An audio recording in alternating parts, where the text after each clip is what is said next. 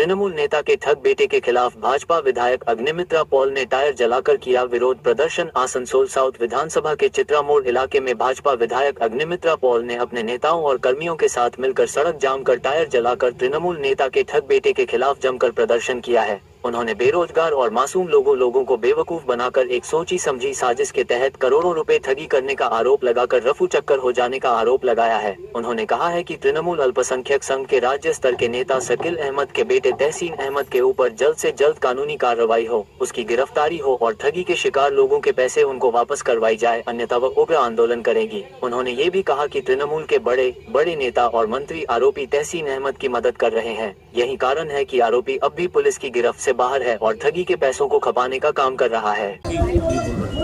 Bharatiya Janata party Asansol दक्षिणের সমস্ত কার্যকর্তাবৃন্দ এবং আসানসোল জেলার সমস্ত কার্যকর্তাবৃন্দ আজকে আমরা রাস্তা অবরোধ করেছি। কারণ কি মমতা ব্যানার্জি সরকার এর আগেও বাংলার মানুষকে ঠকিয়েছিলেন সারদা রোজভ্যালি করে। এবারে আসানসোলের বুকে তৃণমূলের মাইনরিটি সেলের নেতা শকিল আহমেদ এবং তার ছেলে তহসিন আহমেদ এবং মহসিন আহমেদ তারা প্রায় 350 কোটি টাকার লুট করেছে। চিটফান্ড তৈরি করে 3000 পরিবার, যার মধ্যে সংখ্যালঘু সম্প্রদায়ের মানুষ সবথেকে বেশি, তাদেরকে সর্বশান্ত করে দিয়েছে। সবাই সব কিছু জানে, মমতা ব্যানার্জি সব কিছু জানেন, মলয় ঘটক সব কিছু জানেন, তারই বিধানসভায় হয়েছে।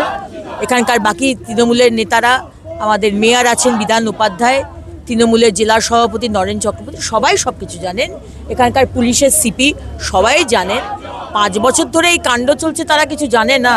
হ্যাঁ, সবাই সব কিছু জানে। এখন বলছে তাদের নাকি দল থেকে বহিষ্কার করা হয়েছে। আমাদের কি?